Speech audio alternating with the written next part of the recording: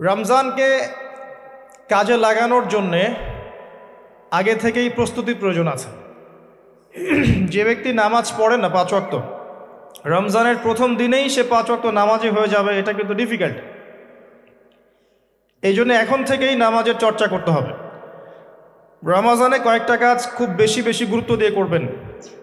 1 number, জামাতের সাথে 5 ওয়াক্ত সালাত পারা যাবে ইনশাআল্লাহ। 2 নাম্বার, নিজের মালের জাকাত দিয়ে দিবেন। এটা কি ব্যবসায়িক সমিতির উদ্যোগে প্রোগ্রাম? নিজেদের মালের জাকাত হিসেব করে মুফতি সাহেবদের কাছে যাবেন, কওমি ওলামায়ে কেরামের কাছে যেতে পারেন, গিয়ে জাকাতের আপনার নিসাব হিসাব করে নেবেন যে আপনার কতটুকু জাকাত এসেছে, এবং এটা দেওয়ার সবচেয়ে উত্তম সময় হচ্ছে রমাদান মাস। জাকাতগুলো দিয়ে দিবেন, আল্লাহ পাক তৌফিক দান করুন। সাদাকাতুল ফিতর দিবেন রমজান মাসে। তারাবির সালাত অবশ্যই অ্যাটেন্ড করবেন, তারাবির সালাত মিস করবেন না। পরিবারের ব্যক্তিদেরকে একসাথে নিয়ে ইফতার করবেন, আলাদা আলাদা করে করবেন না। বেশি থেকে বেশি মানুষকে ইফতার করাবেন, সামাজিকভাবে, রাষ্ট্রীয়ভাবে, সংগঠনের উদ্যোগে বা ব্যক্তিগত পর্যায়ে বেশি থেকে বেশি মানুষকে ইফতার করাবেন। এবং কোরআনুল কারীমকে বেশি সময় দিবেন। প্রতিদিন অন্তত পক্ষে 1 পারা করে তেলাওয়াত করবেন। যারা হাফেজ কোরআন তারা পুরো কোরআন হিফজ আবার চর্চা করবেন।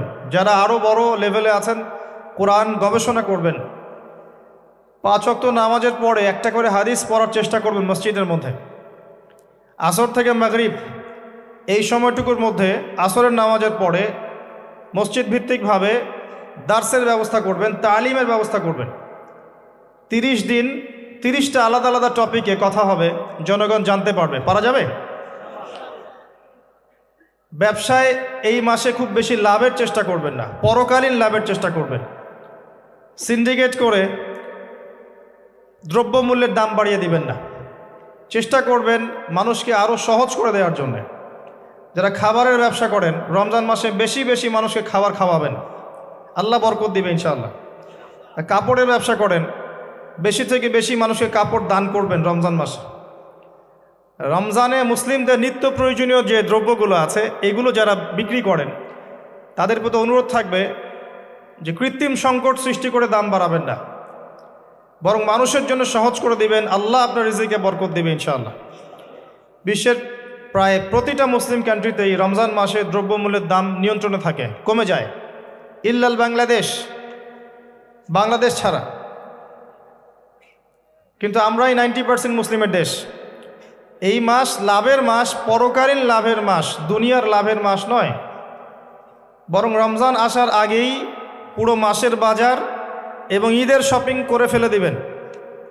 রমজান মাসে বেশি বেশি মার্কেটে যাবেন না, এবং স্ত্রী সন্তানদেরকেও বেশি বেশি মার্কেটে যেতে দিবেন না। বরং এই মাসে পর্দা আরও বজায় রাখার চেষ্টা করবেন। রাস্তার মোড়ে মোড়ে যে হোটেলগুলো থাকে, ঘোমটা হোটেল, এই হোটেলের মালিকদের প্রতি নসিহত থাকবে যে আল্লাহকে ভয় করেন। হোটেলের বাইরে লিখে দিবেন, মুসলিমদের জন্য খাওয়া আমার হোটেলে জায়েজ নাই। এটা করবেন, ঘোমটা না দিয়ে ওখানে লিখে দিবেন যে আপনি মুসলিম হয়ে থাকলে আল্লাহকে ভয় করুন, আমার হোটেলে মুসলমানদের জন্য আলাদা করে খাওয়ার কোনো জায়গা নাই রোজা রাখা অবস্থায়। সেলুনে আছেন যারা, সেলুনে লিখে দিবেন রমজান মাসে আমি দাড়ি কাটি না, কমপক্ষে লিখে দিবেন যে আমার দোকানে দাড়ি শেভ করা হয় না। রমজান মাসে আল্লাহওয়ালা হয়ে যান, লাআল্লাকুম তাত্তাকুন, তাকওয়া অবলম্বন করতে হবে। কিছু টিপস বলে দিলাম। সবচেয়ে বড় কথা হচ্ছে মানসিক প্রস্তুতি। রমজান আসতে যাচ্ছে, একটা মানসিক প্রিপারেশন। এই রমজানের 30টা দিন আমি প্রত্যেকটা দিনকে কাজে লাগাবো। প্রতিটা দিন আমি কোরআনের কিছু অংশ পড়বো, হাদিস কিছু পড়বো, 2টা কথা মানুষকে দাওয়াত দিব, ইফতার করাবো মানুষকে, সাধ্যমতো দান সাদাকা করব, তারাবির সালাতে হাজির হব, কোরআন খতম দিব। এই কাজগুলো করতে কি সরকার বাধা দিবে? প্রশাসন বাধা দিবে? এগুলো আমাদের হাতে আছে। আল্লাহ পাক আমাদের সবাইকে তৌফিক এনায়েত করুন, আমিন। আর এই রমজান মাসে বেশি বেশি খাওয়া এবং দুনিয়াবি কাজে অপচয় করবেন না। সারাদিন রোজা রেখে যদি ইফতার করতে 20টা আইটেম নিয়ে বসি, আমাদের পুরান ঢাকার মানুষের মতো, তাহলে অবস্থা খারাপ। রমজানের আধ্যাত্মিকত্ব নষ্ট হয়ে যাবে। কথা কি বুঝতে পারছেন? রোজা রেখেছে আলহামদুলিল্লাহ, ইফতার করার জন্য কি 20টা আইটেমের দরকার আছে? 10টা আইটেমের দরকার আছে? এই যত বেশি ইফতারে খাবে মানুষ, তত বেশি সে অসুস্থ হয়ে যাবে এবং তারাবি অন্যান্য ইবাদতগুলো ঠিক মতো করতে পারবে না। আমাদের ক্ষেত্রে দেখা যায় যে সেহেরি আর ইফতারে আয়োজন দেখলে মনে হয় এটা আমার জীবনের শেষ খাওয়া হবে না। কথা বুঝতে পারছেন? তো এই স্বভাবগুলোকে চেঞ্জ করতে হবে। আল্লাহ পাক তৌফিক ইনায়েত করুন, আমিন। এবার আসেন, মেরাজে যাওয়ার আগে আমরা রাসূলুল্লাহ সাল্লাল্লাহু আলাইহি ওয়াসাল্লামের জীবনীর সামন থেকে আসতে চাই। আর আমি যে কথাটা বলতে চেয়েছিলাম সেটা হচ্ছে, রমজান আসার আগেই নবী সাল্লাল্লাহু আলাইহি ওয়াসাল্লামের জীবনী একবার পড়ে শেষ করবেন, ওয়াদা করেন। হাত উঁচু করেন, হাত নামান। সবচাইতে সেরা বই আমার কাছে জীবনীর উপরে, নবী সাল্লাল্লাহু আলাইহি ওয়াসাল্লামের জীবনীর উপরে অনেক বই আছে, তবে আমার কাছে মনে হয় সবচেয়ে বেস্ট বইটা হচ্ছে আর রাহিকুল মাখতুম। নাম মনে থাকবে? রাহিকুল মাখতুম, আল্লামা সফিউর রহমান মোবারকপুরী রাহিমাহুল্লাহ, যিনি এই সাবকন্টিনেন্টের মানুষ ছিলেন, তিনি বইটা লিখেছেন এবং বইটা 1182টা বইয়ের মধ্যে প্রথম স্থান অধিকার করেছে। 1182টা বা 83টা বইয়ের মধ্যে এই বইটা প্রথম স্থান অধিকার করেছে এই সৌদি আরবের কম্পিটিশনে। তো এই বইটার চেয়ে প্রাণবন্ত সিরাতের বই আমি আসলে পড়িনি। আর অনেক সিরাতের বই আছে এবং আমি অনুরোধ করব সিরাতের বেশি বেশি বই কিনবেন। একটা সিরাতের বইয়ে সব তথ্য হয়তো থাকবে না, এখানে ভেরিয়েশন আনতে হবে আপনাকে। বিভিন্ন সিরাতের বই কিনবেন, কিন্তু আর রাহিকুল মাখতুম বইটা মাস্ট বি পড়ার চেষ্টা করেন। রমজান মাস আসার আগেই বইটা শেষ করবেন, ওয়াদা করেন ইনশাআল্লাহ। আল্লাহ পাক তৌফিক দান করুন। এবং রমজান মাস আসার আগেই কোরআন তেলাওয়াত শিখে নেবেন, ওয়াদা করেন। আগামীকাল থেকেই প্রয়োজনে স্থানীয় মসজিদে যিনি ইমাম আছেন বা মুয়াজ্জিন সাহেব আছেন বা মাদ্রাসার শিক্ষকরা আছেন, তাদের কাছে যাবেন। 1 থেকে 2 মাসের বেশি সময় লাগার কথা না আপনার তাজবিদ শিখতে। সবার তো শিখলেই বিশুদ্ধ হয়ে যাবে না। পড়তে পড়তে পড়তে পড়তে একটা পর্যায়ে আপনার মুখের মধ্যে জড়তা আল্লাহ কাটিয়ে দিবে, তখন আপনি ইনশাল্লাহ ফ্লুয়েন্টলি পড়তে পারবেন। কিন্তু শিখতে, নিয়মকানুনগুলো শিখতে 1 থেকে 2 মাসের বেশি লাগার কথা না। আর আমি জানি আপনারা জীবনে অনেক কিছুই পড়েছেন। আপনারা জীবনে এসএসসি, এইচএসসি, অনার্স মাস্টার সব করেছেন, বিবি এমবিএ করেছেন, ডক্টরেট ডিগ্রি অর্জন করেছেন, মেডিকেল সায়েন্স পড়েছেন, কঠিন কঠিন সাবজেক্ট পড়েছেন, বাংলা সাহিত্য পড়েছেন, উপন্যাস পড়েছেন, শরৎচন্দ্র, বঙ্কিমচন্দ্র, হুমায়ুন আহমেদ সব পড়ে শেষ করে ফেলেছেন। রবীন্দ্র নজরুল তো শেষ আগেই।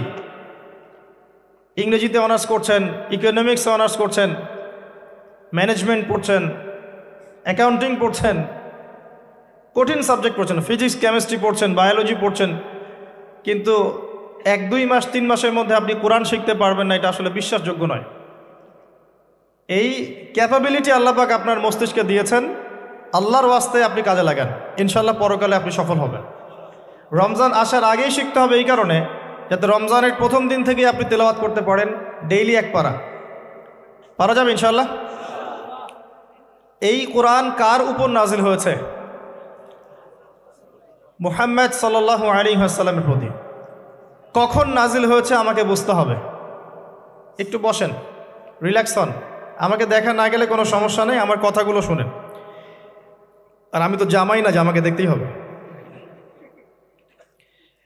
তো নবী সাল্লাল্লাহু আলাইহি ওয়াসাল্লাম যে সময়ে তার উপরে কোরআন নাজিল হয়েছে, এই সময়টা একটু বুঝতে হবে। ওই যুগটাকে বলা হয় কি? আইয়ামে জাহিলিয়াত, মানে কি? অন্ধকারাচ্ছন্ন যুগ। ওই যুগে মৌলিকভাবে অনেক সমস্যা ছিল, কিন্তু মোটা দাগে 5টা সমস্যা ছিল। কয়টা? 5টা। এখান থেকে আমি মেরাজের দিকে যাব ইনশাল্লাহ। 5টা মৌলিক সমস্যা ছিল। 5টা সমস্যার প্রথম হচ্ছে শিরক। ওই যুগের মানুষরা আল্লাহর সাথে শিরক করত। তারা মূর্তি পূজা করত, তারা মাধ্যম পূজা করত, তারা কবর পূজা করত, তারা মৃত ব্যক্তির পূজা করত, তারা প্রকৃতির পূজাও করত কোনো কোনো ক্ষেত্রে। আর অল্প কিছু মানুষ ছিল নাস্তিক, অল্প কিছু, খুব বেশি না। এই যে শিরকের এই সমস্যাটা এখনকার বিশ্বের মধ্যে নাই। আচ্ছা, দ্বিতীয় সমস্যা ছিল রিবা বা সুদ। তাদের ম্যাক্সিমাম মানুষ সুদভিত্তিক অর্থনীতির সাথে জড়িত ছিল। এই সমস্যাটা কি এখনকার বিশ্বে নাই? আছে।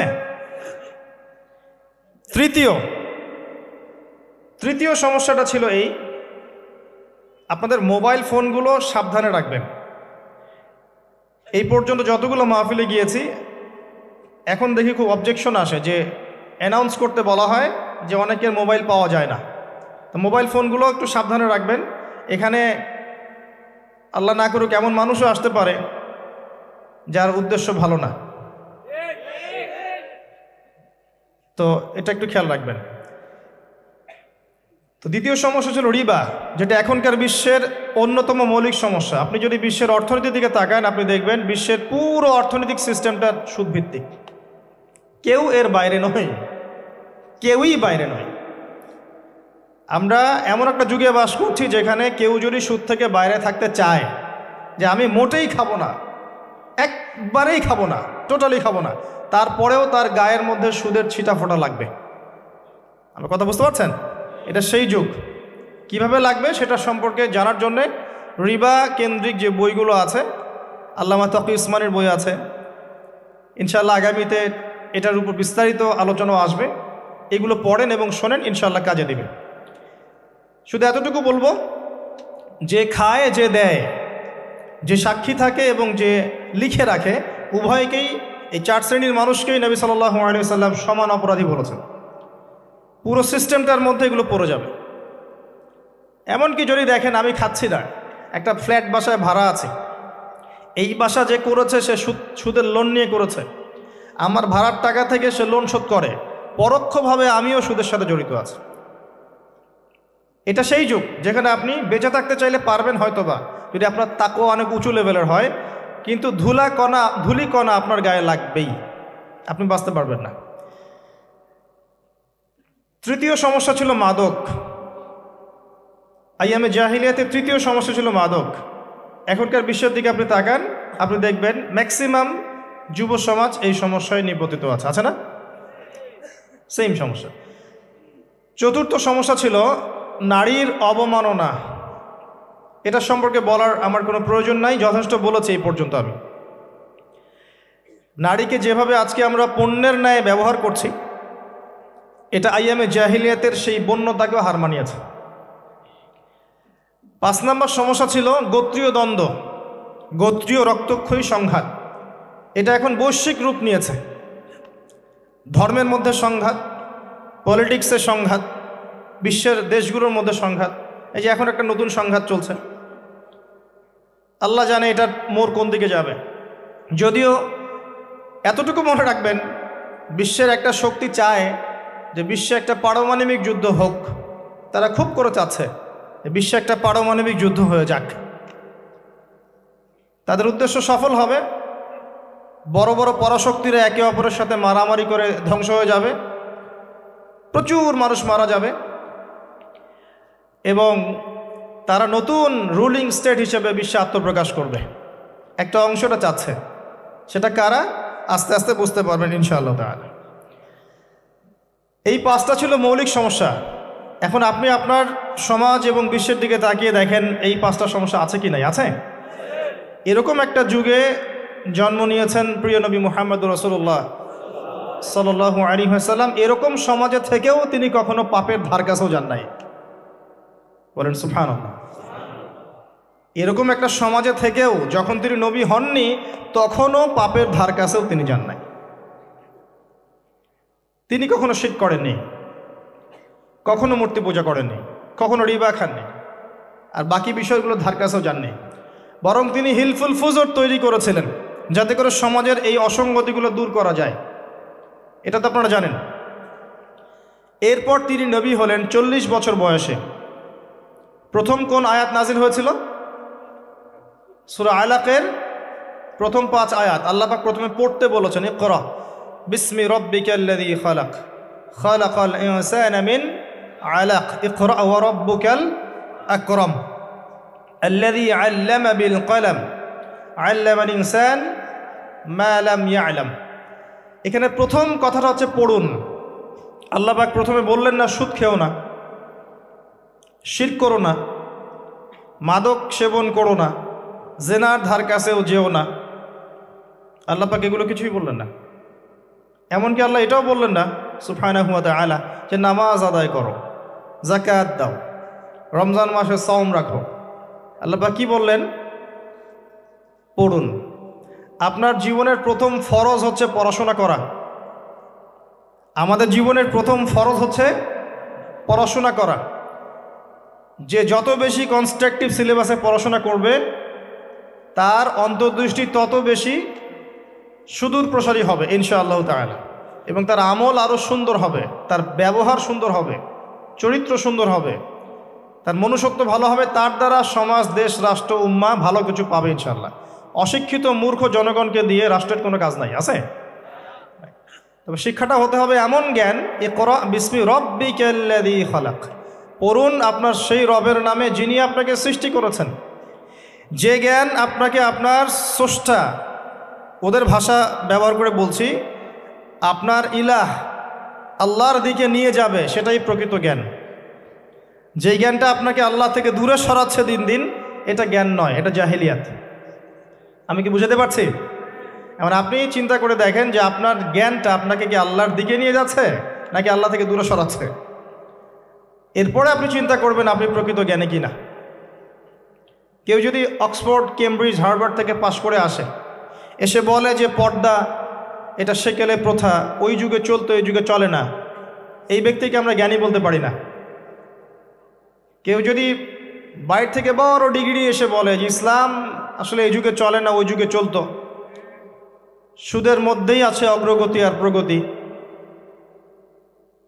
ফ্রি মিক্সিং ভালো জিনিস, ছেলে মেয়ে একসাথে পথ চলবে, খারাপ কিছু না, মাদকদ্রব্য খাওয়াই যায়, মানুষ মাদকদ্রব্য খেলে ভালো কাজ করার উৎসাহ পাবে, সমকামিতা একটা বাক স্বাধীনতা, ব্যক্তি স্বাধীনতা, এরকম কথাবার্তা যদি কেউ বলে বা আল্লাহর হালালগুলোকে হারাম করে দেয়, হারামগুলোকে হালাল করে নেয়, এই ব্যক্তি বা এই সম্প্রদায়কে আমরা জ্ঞানী বলতে পারি না।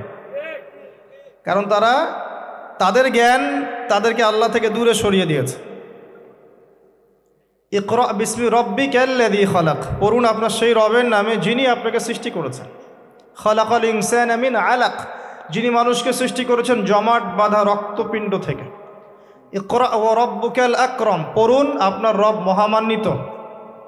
আল্লাযী আল্লামা বিল কলম, যিনি আপনাকে কলম দ্বারা জ্ঞান শিক্ষা দিয়েছে। মানুষ জ্ঞান অর্জন করতে পারেনি, প্রথমে আল্লাহ মানুষকে জ্ঞান শিখিয়েছেন। এটাকে বিশ্বাস করেন? ওয়াল্লামা আদামাল আসমাআ কুল্লাহা, আমি আদমকে সমস্ত নাম শিক্ষা দিয়েছি। কে শিক্ষা দিয়েছেন? আদম আলাইহিস সালামের কি জ্ঞান ছিল? আমাদের জ্ঞান ছিল? আল্লাহ শিখিয়েছেন। আল্লামাল ইনসান মা লাম ইয়ালাম, মানুষকে সেই জ্ঞান শিক্ষা দিয়েছেন যা মানুষ জানতো না। এই আয়াত নিয়ে নবী সাল্লাল্লাহু আলাইহি ওয়াসাল্লামের নবুয়তের জিন্দেগি শুরু হলো। কত বছর জিন্দেগি ছিল নবুয়তের জিন্দেগি? বলতে পারবেন? 23 বছর। 23 বছর। আমরা কিন্তু লেকচারের শেষে একটা কুইজ কন্টেস্ট করব ইনশাআল্লাহ। 5টা থেকে 10টা প্রশ্ন করব ইনশাআল্লাহ। 10 জনকে আমরা পুরস্কৃত করব ইনশাআল্লাহ তাআলা। মনোযোগের সাথে লেকচার শুনবেন। এরপর নবী সাল্লাল্লাহু আলাইহি ওয়াসাল্লামের নবুয়তের জিন্দেগি শুরু হলো। 23 বছর। কত বছর? তার মধ্যে প্রথম 13 বছর হচ্ছে মক্কায়, আর পরের 10 বছর কোথায়? মদিনায়। খুব সংক্ষিপ্ত আকারে বলছি, প্রথম 3 বছর নবী সাল্লাল্লাহু আলাইহি ওয়াসাল্লাম গোপনে দাওয়াত দিয়েছেন। কিভাবে? একদম গোপনে গোপনে। প্রথমে বাড়ির লোকজনকে, তারপর নিকট আত্মীয় যারা তাদেরকে, তারপর যাদের সাথে সম্পর্ক ভালো ক্লোজ তাদেরকে, এরপরে আস্তে আস্তে আমভাবে। এটাই দাওয়াতি কাজের সুন্নাহ। এরপর 4র্থ থেকে 10ম এই সময়টুকুতে তিনি প্রকাশ্যে দাওয়াত শুরু করেছিলেন,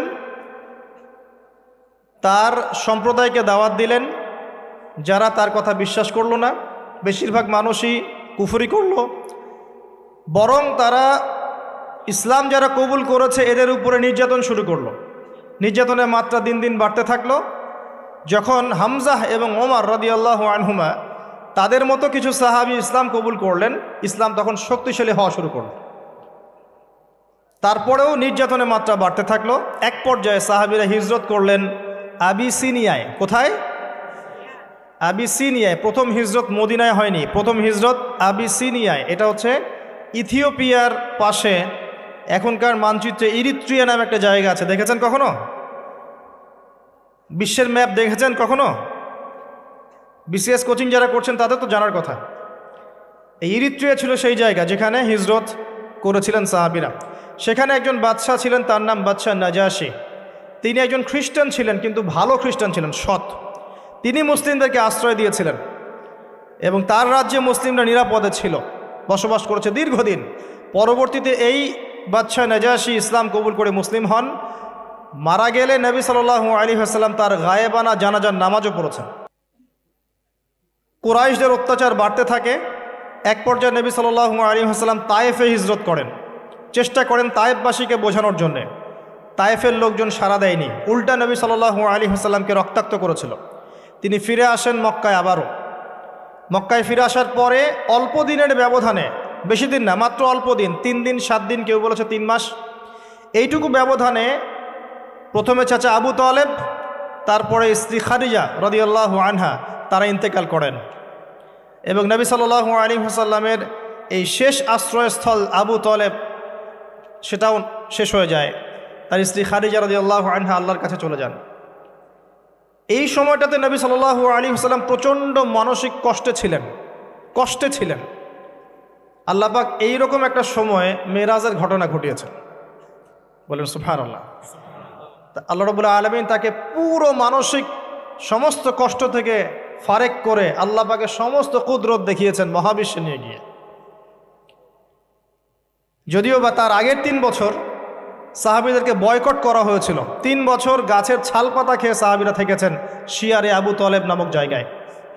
এরপর বয়কট তুলে নেওয়া হয়। তারপর এই আমুল হুজন আসে। এর পরের বছর ইয়াসরিব বা মদিনা থেকে 6 জন যুবক এসে ইসলাম কবুল করে, বলেন সুবহানাল্লাহ। তাদের নেতা ছিলেন আসাদ বিন জুরারাহ রাদিয়াল্লাহু আনহু। তিনি ফিরে যান মদিনায়। পরের বছর আবার 6 জনকে নিয়ে আসেন, টোটাল 12 জন। এই 12 জন মুসলিম হয়ে আবার মদিনায় ফিরে যান। এই 12 জনের সাথে আল্লাহর নবী সাল্লাল্লাহু আলাইহি ওয়াসাল্লাম একজন সাহাবীকে পাঠিয়ে দেন দায়ী হিসেবে। তার নাম মুসআব বিন উমাইর রাদিয়াল্লাহু আনহু। মুসআব বিন উমাইর রাদিয়াল্লাহু আনহু। প্রশ্ন কিন্তু আসবে, ভালো করে মনে রাখতে থাকেন। এরপরে মুসআব বিন উমাইর রাদিয়াল্লাহু আনহু এই 12 জন সাহাবীর সাথে যান মদিনায়। মদিনার আগের নাম ছিল ইয়াসরিব। কি নাম? ইয়াসরিব। এর পরের বছর মোট 75 জন, 73 জন পুরুষ আর 2 জন নারী, আওস এবং খাজরাজ গোত্রের, তারা আসেন। এসে নবী সাল্লাল্লাহু আলাইহি ওয়াসাল্লামের হাতে হাত রেখে বায়াত করেন। মহিলারা হাতে হাত রাখে নাই, পুরুষেরা হাতে হাত রেখেছিল। আমাদের নবীজি মহিলাদের হাতে কখনো হাত রেখে বায়াত করার নাই। এখন অনেক ভণ্ড পীর দেখা যায় মহিলাদের হাতে হাত রেখে বায়াত করাচ্ছে। মহিলারা হাত ধরে বায়াত করাতে হয়? মহিলারা মৌখিক বায়াত করবে। তো 75 জন সাহাবী এসে ইসলাম কবুল করে আবার চলে যান মদিনায়। এই যে 75 জন ইসলাম কবুল করলেন, মদিনার বিশাল একটা জনগোষ্ঠী, কিন্তু 75 জন কম নয়, কারণ ওইখানে জনসংখ্যা এত বেশি ছিল না। তারপরের বছর নবী সাল্লাল্লাহু আলাইহি ওয়াসাল্লাম নিজে এবং সাহাবীরা সবাই গিয়ে হিজরত করেন মদিনায়। কথা বুঝতে পারছেন? এই যে নতুন একটা রাষ্ট্রের জন্ম হলো, মক্কা থেকে সবাই এখন মদিনায়, মক্কায় ঘরবাড়ি ছেড়ে দিয়ে নিঃস্ব হাতে, খালি হাতে, আল্লাহর উপর তাওয়াক্কুল করে। ওখানে আনসারি সাহাবীরা তাদেরকে বরণ করে নিলেন। এমনভাবে বরণ করলেন যে কারো যদি 2টা জমি থাকে, একটা জমি দিয়ে দিয়েছেন, কারো 2টা বাড়ি থাকলে একটা বাড়ি দিয়ে দিয়েছেন। এমনভাবে বরণ করে নেন। নতুন রাষ্ট্র হলো। নবী সাল্লাল্লাহু আলাইহি ওয়াসাল্লাম সেখানে মদিনা সনদ করলেন। ওখানকার সাথে চুক্তি হলো, ওখানকার জনগণের সাথে চুক্তি হলো এবং আমরা শান্তিপূর্ণ একটা রাষ্ট্র পেলাম। এরপর নবী সাল্লাল্লাহু আলাইহি ওয়াসাল্লাম সেখানে অর্থনীতি সমৃদ্ধ করতে লাগলেন, সামরিক বাহিনী সমৃদ্ধ করতে লাগলেন, অস্ত্রশস্ত্র সব কিছু হতে লাগলো, একটা রাষ্ট্রের যা যা প্রয়োজন সব কিছু সেখানে হতে লাগলো। এক পর্যায়ে আবু সুফিয়ানের বাণিজ্যিক কাফেলাকে আক্রমণকে কেন্দ্র করে বদরের যুদ্ধ হয়ে গেল। আর এই বদরের যুদ্ধে আমরা অল্প সংখ্যক সৈন্য নিয়ে বড় বাহিনীর বিরুদ্ধে জয়লাভ করলাম, ইসলামের ইতিহাসে প্রথম সশস্ত্র যুদ্ধ। কথা বুঝতে পারছেন? এর পরের বছর হলো উহুদ, যে যুদ্ধে আমরা প্রায় জিতে গিয়েছিলাম, আমাদের একটা ভুলের কারণে সাময়িক বিপর্যয়ের সম্মুখীন হলাম। আমরা উহুদের সাময়িক বিপর্যয়ের সম্মুখীন হলাম, 70 জন সাহাবী শহীদ হয়ে গেল। আমাদের নবীজি স্বয়ং নিজেও সেই যুদ্ধে মার খেয়েছেন একটা ভুলের কারণে। সেখান থেকে নামবে না, সাহাবীরা কয়েকজন নেমে এসেছিলেন, ব্যাস পড়ে দেখবেন, সব বলে দেব না। এর পরের বছর খন্দকের যুদ্ধে 3-4 মাস অবরোধ করে রাখা হয় মদিনাকে। শেষমেশ তারা কিছুই লাভ করতে পারলো না, ফিরে চলে গেল। এরপর থেকে মুসলিমরা আক্রমণাত্মক যুদ্ধ শুরু করলো, একে একে বিভিন্ন গাজওয়া এবং সারিয়া হতে লাগলো, মুসলিমরা সমৃদ্ধ হতে লাগলো, সম্পদ বাড়তে লাগলো, জনবল বাড়তে লাগলো, অর্থনীতি সমৃদ্ধ হতে লাগলো, অস্ত্রশস্ত্র বাড়তে লাগলো, সব ডিপার্টমেন্ট থেকে আমরা রাইজ করতে লাগলাম। শুধু তাই না, পররাষ্ট্রনীতিও ইমপ্লিমেন্ট করা হলো, বিভিন্ন রাষ্ট্রপ্রধানদের কাছে চিঠি পাঠানো হচ্ছে। এর মধ্যে একবার নবী সাল্লাল্লাহু আলাইহি ওয়াসাল্লাম স্বপ্নে দেখলেন তিনি মক্কা তাওয়াফ করছেন, কাবা তাওয়াফ করছেন। সাহাবীরা বুঝে নিলেন যে আমরা মক্কায় যাচ্ছি। তারা মক্কায় যাওয়া শুরু করলেন, 1400 সাহাবী। হুদাইবিয়া নামক জায়গায় আটকে দেয়া হলো, যাওয়া যাবে না, এই বছর ফেরত যেতে হবে, পরের বছর আসতে হবে। তোমাদের কেউ আমাদের দলে আসলে ফেরত দিব না, আমাদের কেউ তোমাদের দলে গেলে ফেরত দিতে হবে। আগামী 10 বছর আমরা কেউ কারোর সাথে যুদ্ধ করব না। আগামী বছর ওমরা করতে আসবে মাত্র 3 দিনের জন্য, কোনো অস্ত্র সাথে আনা যাবে না। সবগুলোতে নবীজি বললেন ঠিক আছে, ডিল, কোনো সমস্যা নেই। তারা ফেরত চলে গেলেন, ওই বছর ওমরা করা হলো না। নবীজি ফেরত গিয়েই খায়বার আক্রমণ করলেন। খায়বার ছিল, কে পরাজিত করা হলো, খায়বার মুসলিমদের দখলে চলে আসলো। এর আগে আরও 2 কওমকে সেখান থেকে, মদিনা থেকে বহিষ্কার করা হয়, একটা বনু নাজির, একটা হচ্ছে বনু কাইনুকা। আর খন্দকের যুদ্ধে বহিষ্কার করা হয় বনু কুরাইজাকে। এরা সবাই খায়বার আশ্রয় নিয়েছিল, খায়বারকে আক্রমণ করে এদেরকে আরব উপদ্বীপ থেকে বের করে দেওয়া হয়। তার পরের বছর হচ্ছে মক্কা বিজয়। নবী সাল্লাল্লাহু আলাইহি ওয়াসাল্লাম মক্কা বিজয় করলেন, মক্কার সমস্ত মূর্তিগুলো ভেঙে ফেললেন। বেলাল রাদিয়াল্লাহু আনহু কাবা ঘরের উপরে উঠে আজান দিলেন। নবীজি সবাইকে মাফ করে দিলেন। দলে দলে মানুষ ইসলাম কবুল করলো। সূরা নাসর নাজিল হলো, ইজা জাআ নাসরুল্লাহি ওয়াল ফাতহ। সূরা মাইদার 3 নম্বর আয়াত নাজিল হলো। এরপর নবীজি মদিনায় ফিরে গেলেন। তার মাঝে হুনাইনের যুদ্ধ হয়েছে, এর আগে একটা মোতার যুদ্ধ হয়েছে, তারপর একটা তাবুক যুদ্ধ হয়েছে, ব্যাস। এরপরে মদিনায় ফিরে গিয়ে মাত্র 81 বা 83 দিন নবীজি বেঁচেছিলেন। এরপরে তার শেষ রোগ শুরু হলো এবং মারা যাওয়ার কয়েকদিন আগে তিনি বলে গেলেন, আমার কবরকে উপাসনার জায়গা বানাবে না, আমার কবরকে উপাসনার জায়গা বানাবে না। আরব উপদ্বীপ থেকে বহিষ্কার করবে, রাষ্ট্রদূতরা আসলে সম্মান করবে, দাস দাসীর প্রতি খেয়াল রাখবে, নামাজের হেফাজত করবে। আরও অনেক নসিহত তিনি করে গেলেন। তিনি বলে গেলেন তার আগে বিদায় হজের ভাষণে, তোমরা সবাই ভাই ভাই, সাদার উপর কালো, কালোর উপর সাদা, ধনীর উপর গরিব, গরিবের উপর ধনী, আরবের উপর অনরব, অনরবের উপর আরব, কোনো ভেদাভেদ নাই। তোমরা সবাই আদম সন্তান, আদম মাটির সন্তান। নবীজি বললেন সাল্লাল্লাহু আলাইহি ওয়াসাল্লাম, সাহাবীরা আমি কি তোমাদের কাছে আমার অর্পিত দায়িত্ব পালন করেছি, পৌঁছে দিয়েছি? সাহাবায়ে কেরাম বললেন হ্যাঁ, আমরা সাক্ষ্য দিয়েছি আপনি পৌঁছে দিয়েছেন।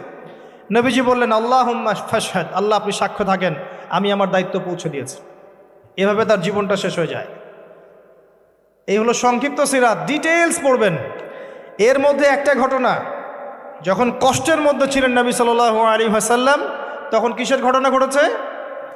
মেরাজ। এবং নবী সাল্লাল্লাহু আলাইহি ওয়াসাল্লামকে আল্লাহ পাক সশরীরে মেরাজ করিয়েছেন, ঘুমের মধ্যে নয়, সশরীরে। এই জায়গা থেকে আলোচনার বাকি অংশটা খুব ভালো করে বোঝার চেষ্টা করেন। নবী সাল্লাল্লাহু আলাইহি ওয়াসাল্লাম এশা সালাতের পরে শুয়ে আছেন, কথা বন্ধ করেন, এশা সালাতের পরে শুয়ে আছেন, তন্দ্রাভাব। কোথায় শুয়ে আছেন? কাবা ঘরের হাতিমে। কাবা ঘরের হাতিমে একজন ফেরেশতা আসলেন, তার নাম জিবরাইল আলাইহিস সালাম। নবীজিকে শুইয়ে দিলেন। নবীজিকে শুইয়ে দিয়ে এই যে বুক, গলার নিচ থেকে এই নাভি পর্যন্ত চিরে ফেললেন। কলিজা এটা বের করা হলো, একটা পাত্র আনা হলো। এই পাত্রের মধ্যে ছিল ঈমান এবং প্রজ্ঞা। এগুলো কিন্তু কোনো গল্প নয়, এগুলো সবগুলো বাস্তব সত্য ঘটনা। এটা নবী সাল্লাল্লাহু আলাইহি ওয়াসাল্লামের জীবনে ঘটেছে। এগুলোর ব্যাখ্যা কি, এগুলো কি সায়েন্টিফিক কি না, এগুলোর পিছনে দর্শন কি, যুক্তি কি, এগুলো আমাদের আজকের আলোচনার বিষয় নয়। কারণ আমি অনেক দিন আলোচনা করেছি যে সায়েন্স আপনাকে সব কিছুর ব্যাখ্যা দিতে পারবে না। কোনো কিছু সায়েন্স দিয়ে প্রমাণ হলেই বিশ্বাস করব, না হলে করব না, এই চেতনার নাম শিরক। এটা আধুনিক যুগের শিক্ষা শিরক, এটা আধুনিক যুগের শিক্ষাক্ষেত্রে শিরক। যে সায়েন্স কিছু প্রমাণ করলে বিশ্বাস করব, না করলে করব না, এটাতে আমি বিশ্বাস করি না, আমাদের বিশ্বাস করা উচিত নয়। সায়েন্সকে জিজ্ঞাসা করবেন রুহ কাকে বলে, please give us the definition of রুহ। রুহের ডেফিনেশন দেন, রুহ কাকে বলে, কত প্রকার কি কি, আত্মা কাকে বলে, কত প্রকার কি কি। সায়েন্সের প্যান্ট খারাপ হয়ে যাবে। কথা কি বুঝতে পারছেন? রুহের ডেফিনেশন দিতে পারবে না। জিজ্ঞাসা করবেন স্বপ্ন কাকে বলে, মানুষের স্বপ্ন মাঝে মাঝে সত্য হয় কিভাবে, ব্যাখ্যা দিতে পারবে না। যদি বলেন মানুষ ঘুমায়, ঘুমের একটা পূর্ণাঙ্গ ব্যাখ্যা দেন, দিতে পারবে না। যদি বলেন যে কবরের আযাবের ব্যাখ্যা দেখ, পারবে না। জিন জাতির ব্যাখ্যা দেখ, পারবে না।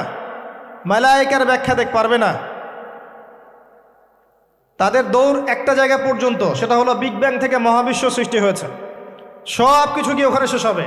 যে আগে কিছুই ছিল না, হঠাৎ বিস্ফোরণ হয়েছে, বাস পৃথিবী সৃষ্টি হয়ে গেছে। অনেক সিম্পল জিনিসের ব্যাখ্যাই সে দিতে পারেনি। তাহলে আমরা কেমন করে ধরে নিলাম যে সায়েন্স কিছু প্রমাণ করলেই সত্য, না করলে সত্য না? এটা কে বললো আপনাকে? এটা সবচেয়ে বড় শিক্ষাক্ষেত্রে শিরক হচ্ছে এখন। কারো যদি জ্ঞানতাত্ত্বিক এপিস্টিমোলজি ঠিক না থাকে, তার পুরো জ্ঞান চর্চাই শিরক হবে। তাই আমি এখানে এই আলোচনা করতে যাচ্ছি না যে এটা সায়েন্টিফিক ব্যাখ্যা ইত্যাদি। আমি জাস্ট ঘটনাটা বলছি, এর পিছনে শিক্ষাগুলো বলবো। বুক চিরে ফেলা হয় এবং কলিজাটা বের করে একটা পাত্র আনা হয় স্বর্ণের, এর মধ্যে ঈমান এবং প্রজ্ঞা ছিল। ঈমান এবং প্রজ্ঞা কি, এর আকার আকৃতি কেমন, আল্লাহ ভালো জানেন। সব কিছু সায়েন্টিফিক হবে না যে কঠিন তরল বায়বীয়। কঠিন তরল বায়বীর বাইরেও অনেক কিছু আছে যেটা সায়েন্স জানে না। কথা কি বুঝতে পারছেন? অনেক কিছুই আছে, কঠিন তরল বায়বীর বাইরেও অনেক কিছু আছে যেটা সায়েন্স ব্যাখ্যা করতে পারবে না। ঈমান এবং প্রজ্ঞার এই পাত্রে কলিজাটা ডুবানো হয়, ধুয়ে পরিষ্কার করে আবার আগের জায়গায় ফিট করে দেওয়া হয়। আনাস রাদিয়াল্লাহু আনহু, বিখ্যাত সাহাবী, প্রায় 10 থেকে 12 বছর নবী সাল্লাল্লাহু আলাইহি ওয়াসাল্লামের খেদমত করেছেন।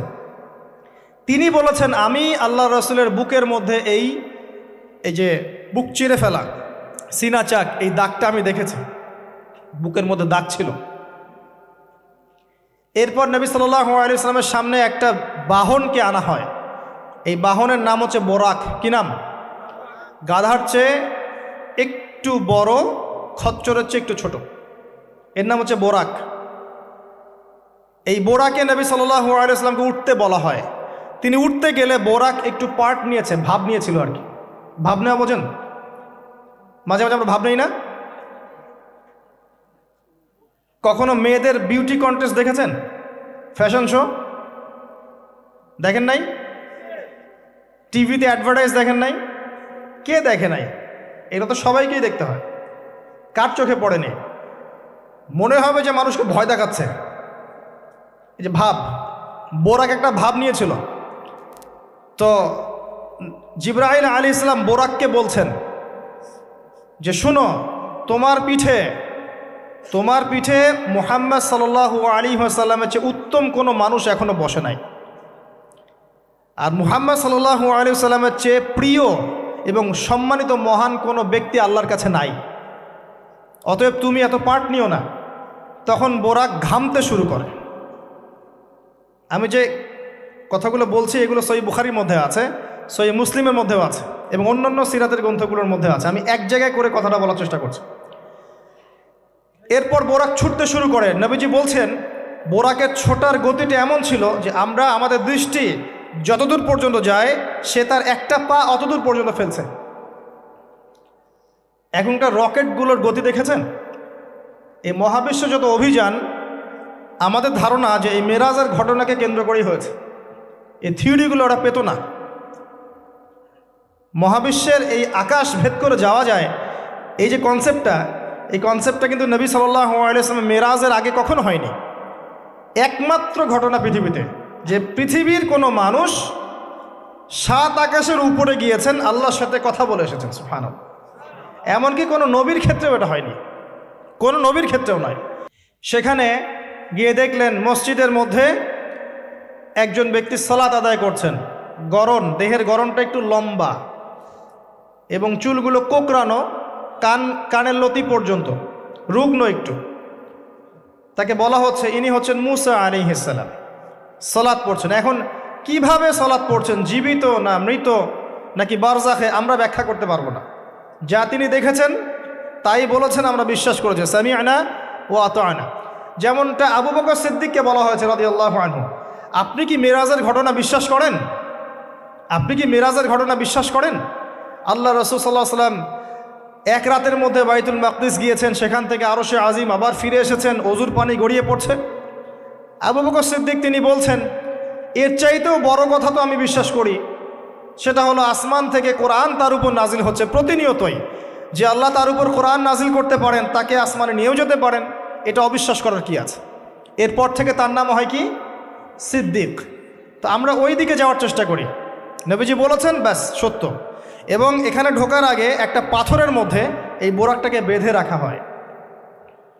আরেকজন ব্যক্তিকে দেখেছেন যার গড়ন ফর্সা এবং লালচে, এই দুইটা কালারকে মিক্স করলে যেমন গায়ের রং হবে এমন, এবং চুলগুলো হচ্ছে অনেক সোজা, সিল্কি শব্দটা আমি বুঝলাম, চুলগুলো অনেক সোজা, এটা আমার কথা, স্বচ্ছ ঝকঝকে চুল।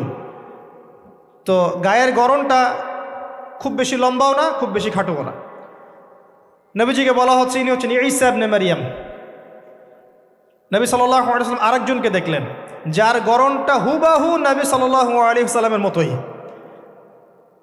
এবার তাকে বলা হলো ইনি হচ্ছেন আদি পিতা ইব্রাহিম আলাইহিস সালাম। ইব্রাহিম আলাইহিস সালামের সাথে আমাদের নবী সাল্লাল্লাহু আলাইহি ওয়াসাল্লামের পুরো ফিজিক্যালিও মিল ছিল, এবং জীবনের যে গতি এখানেও মিল ছিল। হয়তোবা এই কারণেই আমরা দরুদ ইব্রাহিমে অন্য নবীর নাম না নিয়ে ইব্রাহিম আলাইহিস সালামের নামটা নিচ্ছি। আল্লাহু আলাম, আল্লাহ ভালো জানে।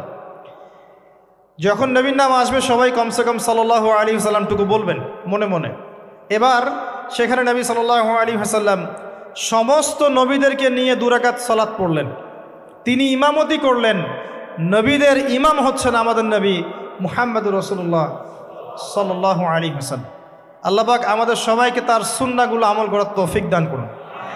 আমাদের প্রতিটা কাজ যেন তার সুন্নাহ মতো হয়, আল্লাহ পাক সে তৌফিক এনায়েত করুন। এরপর নবী সাল্লাল্লাহু আলাইহি ওয়াসাল্লামকে নিয়ে যাওয়া হচ্ছে আকাশে। প্রথম আকাশের দরজা আছে। এখন নাসা যদি আবিষ্কার করতে ব্যর্থ হয়, আমাদের কিছু করার নাই, আকাশের দরজা আছে। ওরা যদি বলে জান্নাত জাহান্নামের ব্যাখ্যা কি, জান্নাত জাহান্নাম তো সায়েন্স প্রমাণ করতে পারছে না, তাহলে এগুলোর কি ব্যাখ্যা? আমরা বলবো এটা সায়েন্সের ব্যর্থতা, জান্নাত জাহান্নামের অস্তিত্বের ব্যর্থতা নয়, এটা সায়েন্সের ব্যর্থতা। আছে, খুঁজতে থাকেন, একদিন পাবেন ইনশাআল্লাহ। তবে পাওয়ার আগে যে কিয়ামত হয়ে যাবে এটা নিশ্চিত, পাওয়ার আগে কিয়ামতই হয়ে যাবে। আমরা কারেন্ট অ্যাফেয়ার্সে দেখেছিলাম কয়েকদিন আগে একটা গ্রহের সন্ধান পাওয়া গেছে। এই গ্রহটা ডায়মন্ড দিয়ে তৈরি, হীরার। এখন বিশ্ববাসী বিশ্বাস করছে হ্যাঁ হীরার গ্রহ আছে। কথা বুঝতে পারছেন? আল্লাহ পাক কোরআনে বলেছেন জান্নাতের মাটি হবে সোনার, আছে না, সোনার, মতির, জহরতের। তো যদি কখনো দেখবেন সায়েন্স বলে যে হ্যাঁ এমন একটা গ্রহ পাওয়া গেছে পৃথিবী থেকে কয়েক কোটি আলোকবর্ষ দূরে, গ্রহের নাম হচ্ছে JNAXYZ.000 অমুক, এদের নামগুলো এমন ভয়ঙ্কর হয় আর কি, তখন দেখবেন বিশ্বের মানুষ বিশ্বাস করবে না? বিশ্বাস নিশ্চিত বিশ্বাস করবে। আমাদের পুরো চিন্তাটাই এখন এমন, সায়েন্স বললে হ্যাঁ আমি হ্যাঁ, ও যদি বলে না আমি না। 20 সেকেন্ড হাত দাও, 20 সেকেন্ডই। মাস্ক না পরলে যাবে না, ভাইরাস যাবেই না, পড়তেই হবে। 3 ফিট দূরে দাঁড়াও, 4 ফিট দূরে দাঁড়াও, ও যা বলবে তাই। এটা শিরক, মসজিদের মধ্যে আমরা বানরের মতো নামাজ পড়ছি, জাস্ট লাইক ডঙ্কিস, 4 ফিট দূরে দূরে এক একজন। সুবহানাল্লাহ, মাঝখানে কি শয়তানের জন্য? বাকি সবখানে এক জায়গায় একত্রিত হওয়া যাচ্ছে। মসজিদে গেলে 1000টা রেস্ট্রিকশন। কি সমস্যা? সমস্যা কোথায়? চেহারা ঢেকে নামাজ হয় মসজিদে? বড় বড় ওলামায়ে কেরামদের কাছে ফতোয়া নেন। একটা বিশ্বাস, একটা ভয়, একটা আতঙ্ক। আর কিছু কিছু মিডিয়ার কাজ হচ্ছে মানুষকে আতঙ্কিত করা। আজকে কয়টা মরল, আজকে কয়টা আক্রান্ত হলো, আজকে কয়টা কী হলো। মানুষের সাইকোলজিক্যালি এমন, মানে মাইন্ডসেটটা তৈরি করা হচ্ছে এমন যে ভয়, আতঙ্ক। কেন ভাই, মরবেন না কখনো? সতর্ক থাকার নাম কি এরকম করা? সারা বিশ্বের মানুষকে ভয় দেখিয়ে আতঙ্কিত করে ফেলা হচ্ছে। আর ওইদিকে দেখেন যাদের যুদ্ধ করার যুদ্ধ করছে, যাদের যা কিছু করার তাই করছে। সারা ওয়ার্ল্ড অ্যাফেয়ার্স কি থেমে আছে? মানুষের দৃষ্টিভঙ্গিকে একদিকে ফোকাস করিয়ে দেয়। আমরা বলছি না যে ভাইরাসের অস্তিত্ব নাই, কিন্তু আল্লাহর চেয়ে বেশি ভয় তাকে করতে হবে কেন? বিগত 1 বছরে যতগুলা মানুষের সাথে আমি মুসাফা করেছি, এতদিন আমার কবরে থাকার কথা ছিল, যদি সায়েন্স সত্য হয়। কথা কি বুঝতে পারছেন না? এখন আপনি আমাকে ব্যাখ্যা দেন যে আমার কেন হয় নাই, ব্যাখ্যা দেন। কি ব্যাখ্যা দিবেন আপনি আমাকে? প্রতিটা দিন এই ইভেন এই মাহফিলের সিজনে প্রতিটা দিন মিনিমাম 100-200 মানুষের সাথে আমি মুসাফা করেছি, এবং সবাই এটা সাক্ষী। একটা দিন আমার জ্বর আসে নাই, এর কি ব্যাখ্যা দিবেন? সায়েন্স যদি এটাই বলে যে মুসাফা করলেই ভাইরাস হবে, মুসাফা করলেই ভাইরাস হবে, তাহলে আমার হইল না কেন? এর ব্যাখ্যা দেন। কোনো ব্যাখ্যা নাই। এরপরেও আল্লাহ বিশ্বাস করবে না, এরপরেও আল্লাহ বিশ্বাস করবে না। জামজাম কূপ, জামজাম কূপের পানির ব্যাখ্যা দেন। কিভাবে এত পানি চলছে, শেষ হচ্ছে না কেন? আমাদের চিন্তা ভাবনা চেঞ্জ করেন। ও যা বলবে তার 100% সত্যি হতে হবে এমন নয় বিষয়টা। এর উপরে আল্লাহ পাকের জ্ঞান আছে, আল্লাহর হুকুম চলে, আল্লাহর হুকুমই সব কিছু। এর বাইরে মানুষ প্রোটেকশন নিবে, সুস্থ থাকবে, সে তার মেডিকেল রুটিনগুলো ঠিকঠাক মতো চলবে, ঠিক আছে, কিন্তু এত বেশি কেন মাথায় নিতে হবে যে আল্লাহকেই মানুষ ভুলে যাচ্ছে? সব কিছুর ঊর্ধ্বে মনে হয় যে বস্তুবাদিতা, আল্লাহ অনেক পরের। আল্লাহ, ব্যাপারটা কেন এমন কেন হলো? আমরা দিন দিন আমাদের সাইকোলজি এমন জায়গায় নিয়ে যাচ্ছি যে চিন্তা ক্ষেত্রে আমরা বুদ্ধিবৃত্তিকভাবে শিরক করছি। আল্লাহ পাক বোঝার তৌফিক দান করুন, আমিন। আসেন, কোন জায়গায় ছিলাম? প্রথম আকাশ, আকাশের দরজা আছে, নক করা হচ্ছে। আরেকটা কথা বলি, এই পুরো মহাবিশ্বে যতদূর পর্যন্ত আলোচনা হয়েছে এগুলো প্রথম আকাশের অন্তর্ভুক্ত, এরপরে দ্বিতীয় আকাশ। কথা কি বুঝতে পারছেন? এই সব কিছু প্রথম আকাশের মধ্যে, এত গ্যালাক্সিস, এত গ্রহ, এত নক্ষত্র সব কিছু। ওই দিক থেকে আওয়াজ আসছে যে কে আপনারা, কে? জিবরাইল আলাইহিস সালাম বলছেন আমি জিবরিল। ওই দিকের প্রহরী বলছেন আপনাকে কি পাঠানো হয়েছিল? জিবরিল আমিন বলছেন হ্যাঁ, আমাকে পাঠানো হয়েছে। আপনার সাথে কে? আপনার সাথে, আমার সাথে মুহাম্মদুর রাসূলুল্লাহ সাল্লাল্লাহু আলাইহি ওয়াসাল্লাম। দরজা খুলে দেয়া হল, প্রবেশ করা হলো। তিনি দেখলেন একজন ব্যক্তি একবার ডানে তাকাচ্ছেন, একবার বামে তাকাচ্ছেন। ডান দিকে তাকাচ্ছেন, হাসছেন, বাম দিকে তাকাচ্ছেন, কাঁদছেন। নবী সাল্লাল্লাহু আলাইহি ওয়াসাল্লাম জিজ্ঞাসা করলেন উনি কে, আর উনি এমন করছেন কেন? তাকে বলা হলো তিনি হচ্ছেন আমাদের সবার আদি পিতা আদম আলাইহিস সালাম। যখন ডান দিকে দেখছেন, ডান দিকের রূহগুলো হচ্ছে জান্নাতি রূহ, এগুলোকে দেখে তিনি হাসছেন, তার সন্তানদের মধ্যে এই মানুষগুলো জান্নাতে যাবে। যখন বাম দিকে তাকাচ্ছেন, তার সন্তানদের এই রূহ দেখে তিনি কষ্ট পাচ্ছেন, এরা জাহান্নামে যাবে। আর আমি বলে রাখি, সহিহ বুখারীতে 4 বার হাদিসে এসেছে যে আদম আলাইহিস সালামকে কিয়ামতের মাঠে আল্লাহ পাক ডেকে নিয়ে আসবেন এবং বলবেন তোমার সন্তানদের মধ্য থেকে জান্নাতি জাহান্নামী আলাদা করে দাও। আদম আলাইহিস সালাম বলবেন কতজন হে আল্লাহ? আল্লাহ বলবেন প্রতি 1000-এ 999 জনকে জাহান্নামের জন্য আলাদা করে দাও। বলেন নাউযুবিল্লাহ, ইন্না লিল্লাহি ওয়া ইন্না ইলাইহি রাজিউন। প্রত্যেক 1000-এ 999 জন মানুষ জাহান্নামে যাবে। আল্লাহ পাক আমাদেরকে হেফাজত করুন, আমিন। তবে সবচেয়ে বেশি মানুষ যারা জান্নাতে যাবে তারা এই উম্মতের মধ্যে, এটা সুখবর। সবচেয়ে বেশি মানুষ যারা জান্নাতে যাবে তারা এই উম্মতে মুহাম্মাদের মধ্যেই হবে। তারপরেও আরেকটা দুঃসংবাদ, যে এই উম্মতের মধ্যে 73টা দল হয়ে যাবে, যার মধ্যে 72 দল জাহান্নামে যাবে, একটা দল জান্নাতি। মা আলা আলাইহি ওয়া আসহাবি, আমি যার উপরে আছি আমার সাহাবীরা যার উপরে আছেন। অতএব আমরা আমাদের আকীদা আমলগুলোকে আল্লাহ রাসূল সাল্লাল্লাহু আলাইহি ওয়াসাল্লাম এবং সাহাবীদের আকীদা আমলের সাথে মিলাই, ইনশাআল্লাহ আমরা জান্নাতে যাব। আরেকটা কথা হচ্ছে, এই উম্মতের মধ্যে যারা শিরক না করে মারা যাবে, শিরকের গুনাহ না করে মারা যাবে, হয়তো অন্য অন্য বড় গুনাহ আছে, আল্লাহ চাইলে তাদের সমস্ত গুনাহকে মাফ করে জান্নাতে দিতে পারেন। সাবধান থাকবেন শিরক থেকে। আল্লাহ পাক সবাইকে শিরক থেকে মুক্ত রাখুন, আমিন। আদম আলাইহিস সালামকে দেখে তিনি সালাম দিলেন, তিনি সালামের প্রতি উত্তর দিলেন, মারহাবা জানালেন এবং এগিয়ে চললেন। দ্বিতীয় আসমানে নবী সাল্লাল্লাহু আলাইহি ওয়াসাল্লাম সাক্ষাৎ হচ্ছে দুজন নবীর সাথে। একজন ঈসা ইবনে মারিয়াম, নাম শুনেছেন? তিনি সেই নবী যিনি কে হত্যা করবেন এবং এই পৃথিবীতে তিনি আবারও ফিরে আসবেন ইনশাআল্লাহ। ন্যাটো ওকে ঠেকাতে পারবে না, জিউসরা তাকে ঠেকাতে পারবে না, ইসলামের অন্যান্য যে বিরোধী শক্তি তারা তাকে ঠেকাতে পারবে না। তিনি পৃথিবীতে আসবেন, সিরিয়ার দামেস্কের সাদা মিনারের উপরে তিনি অবতরণ করবেন দুইজন ফেরেশতার কাঁধে ভর দিয়ে। যখন তার চুল দিয়ে টপ টপ করে পানি পড়তে থাকবে এবং এই ঘামগুলো বা পানিগুলো দেখতে মুক্তার মতো মনে হবে। হাদিস এভাবে স্পষ্ট এসেছে, হাদিস এভাবে স্পষ্ট এসেছে, টাটকা। যে কোনো আলেমকে জিজ্ঞাসা করেন, আপনাকে বলে দিবেন ইনশাআল্লাহ। তার সাথে আরেকজন নবীকে দেখলেন, নবী সাল্লাল্লাহু আলাইহি ওয়াসাল্লাম, তার নাম ইয়াহইয়া আলাইহিস সালাম, ঈসা ইবনে মারিয়ামের খালাতো ভাই, বা দুজনের মাঝখানে একটা সম্পর্ক আছে, আমি এই মুহূর্তে ভুলে গেছি, এরকমই কিছু একটা হবে। ইয়াহইয়া আলাইহিস সালাম সেই নবী যার নাম আল্লাহ পাক নিজে রেখেছেন, সুবহানাল্লাহ। তিনি সাইয়্যেদ ছিলেন, নেতা ছিলেন, নবী ছিলেন।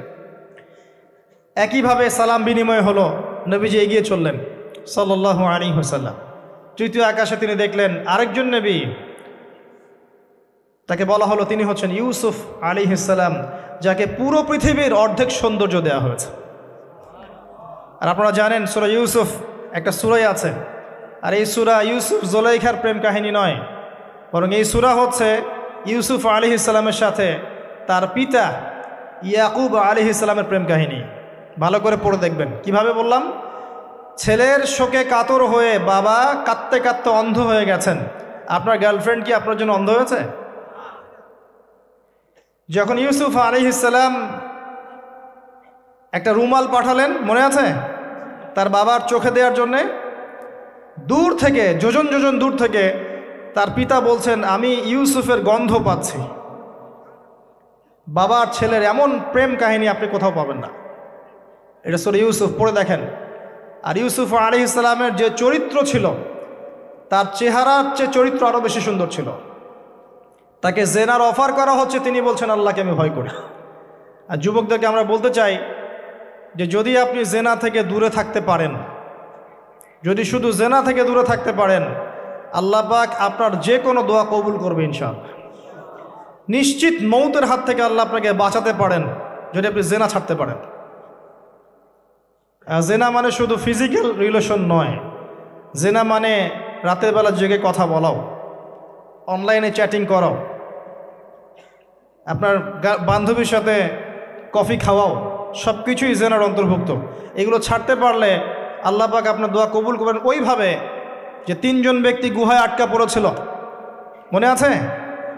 গুহার মুখের মধ্যে একটা পাথর এসে গেল, সবাই বলছে আজকে আর বাঁচার বুদ্ধি নাই, নিজের আমল দিয়ে আল্লাহর কাছে বাঁচতে চাও। তার মধ্যে একজন বলছে আল্লাহ, আমার চাচাতো বোন ছিল, তাকে পেতে চাইতাম। সে রাজি হয়ে গিয়েছিল 100 স্বর্ণ মুদ্রার বিনিময় করতে তার রানের মাঝখানে।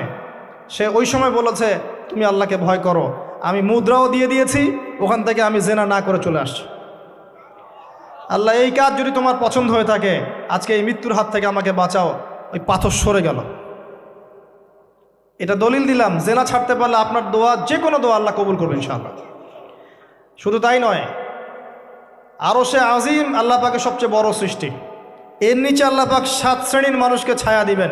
তার মধ্যে এক শ্রেণী হচ্ছে সেই যুবক যাকে কোনো সুন্দরী নারী আহ্বান করেছে খারাপ কাজ করার জন্যে, উচ্চ বংশের, সে বলেছে আমি আল্লাহকে ভয় করি। পারবেন ইউসুফের মতো হতে? আল্লাহ পাক তৌফিক ইনায়াত করুন, আমিন। আপনি জেনা থেকে দূরে থাকেন, আল্লাহ পাক আপনার ঘরে খাদিজা রাদিয়াল্লাহু আনহার মতো মেয়ে দিবে ইনশাআল্লাহ।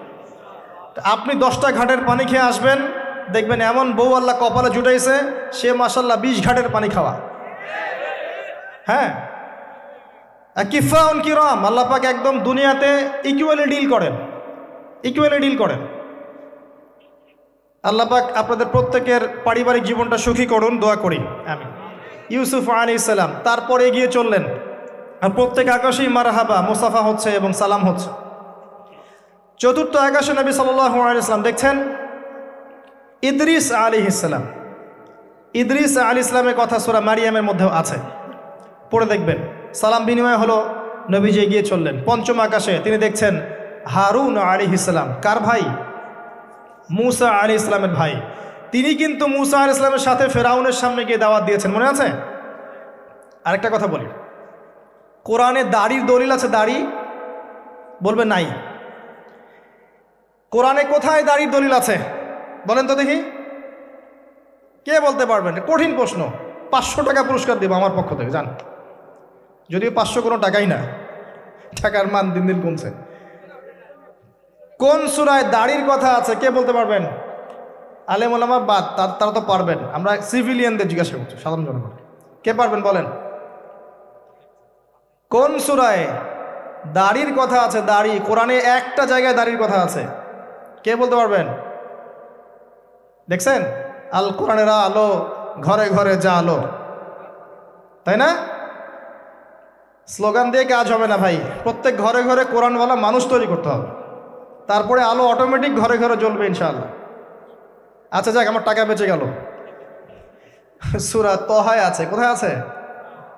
সূরা তহার মধ্যে আছে, একটা জায়গায় দাড়ির কথা আছে, সেটা হচ্ছে হারুন আলাইহিস সালামের দাড়ি। কার দাড়ি? হারুন আলাইহিস সালামের দাড়ি। মুসা আলাইহিস সালাম ফেরাউন থেকে এই যে দলবল নিয়ে পার হওয়ার পরে, বনু ইসরায়েলকে নিয়ে পার হওয়ার পরে আল্লাহ পাক তাকে 40 দিন ডেকেছেন তুর পাহাড়, মনে আছে? তুর পাহাড়ে তিনি গেছেন। এই ফাঁকে বনু ইসরায়েল শিরক করা শুরু করেছে, এই যে বাছুর পূজা শুরু করেছে, মনে আছে? পড়েন নাই কখনো? বাছুর পূজা শুরু করেছে। মুসা আলাইহিস সালাম তাওরাত নিয়ে আসছেন, এসে দেখছেন যে কওমের এই অবস্থা, তিনি রাগে তাওরাত ছুঁড়ে মারলেন। তিনি প্রচণ্ড ব্যক্তিত্ব সম্পন্ন মানুষ ছিলেন, গায়রতওয়ালা, রাগে তাওরাত ছুঁড়ে মারলেন। এবং এসে এই যে হারুন আলাইহিস সালাম যাকে রেখে গিয়েছিলেন যে কওমকে দেখাশোনা করবে, তার দাড়ি চিপে ধরলেন। তুমি থাকতে এরা এই অবস্থায় গেল কিভাবে?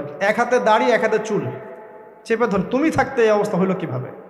সূরা তহা পড়ে দেখেন। তখন হারুন আলাইহিস সালাম বলছেন যে হে আমার ভাই, আমার দাড়ি আর চুল ধরো না, এই একটা জায়গায় আছে। তার মানে দাড়ি পাওয়া যাচ্ছে কোরআনে। কিছু মানুষ তো এখন বলে কোরআন মানি হাদিস মানি না, তাই না? ওই অজুহাত দিয়ে এখন দাড়ি রাখে না, বলে কোরআনে তো দাড়ির কথা নাই, রাখবো কেন? সুবহানাল্লাহ। আপনারাও কি এটা বিশ্বাস করেন যে আমরা শুধু কোরআন মানবো, হাদিস মানবো না? স্পষ্ট কুফরি, স্পষ্ট কুফরি।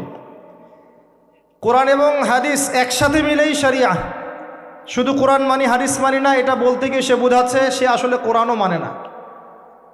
কোরআনে আল্লাহ বলেছেন ওয়ামা আতাকুমুর রাসূল ফাখুযুহ, রাসূল যা দিয়েছেন নিয়ে নাও। ওয়ামা নাহাকুম আনহু ফান্তাহু, যা থেকে নিষেধ করেছেন দূরে থাকো। তাহলে সুন্নাহ না মানলে আপনি কিভাবে কোরআন মানবেন?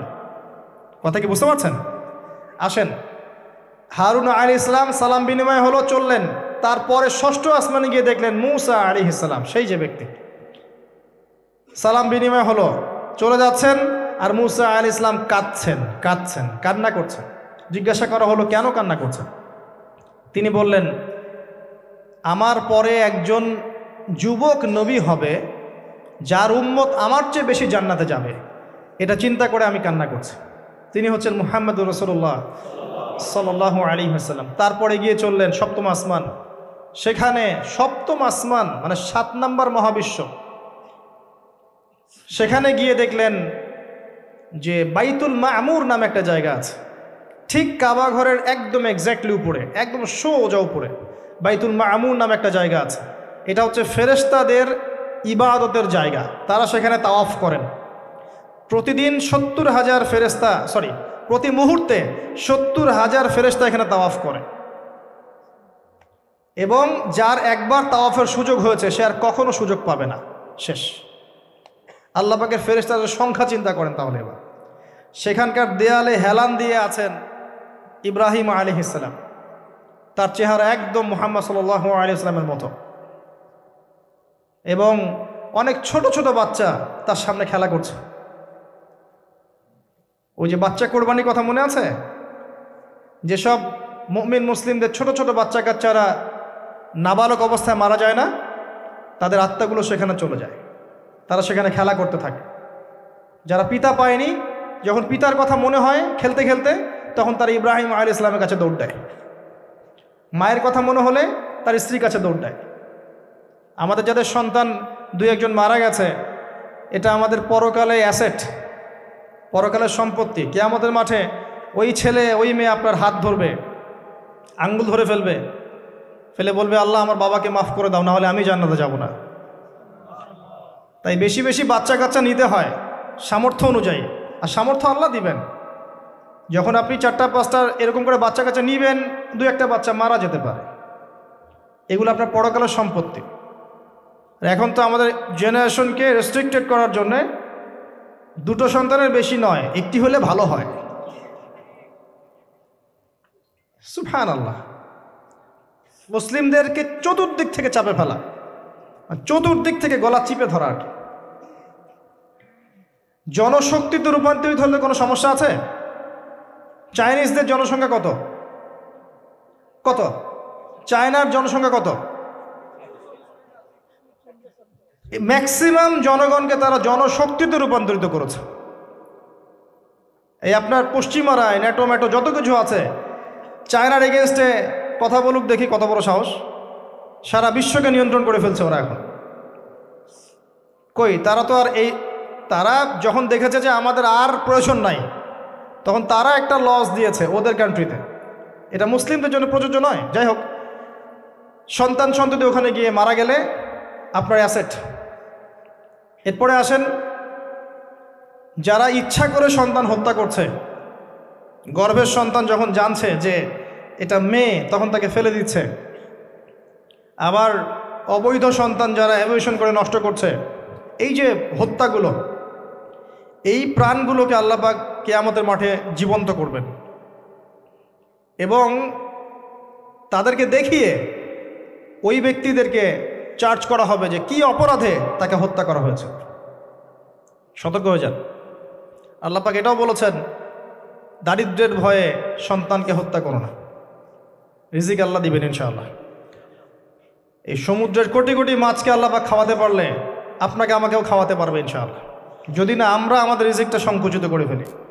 মানুষের রিজিক কেড়ে খাচ্ছে সুদের মধ্য দিয়ে।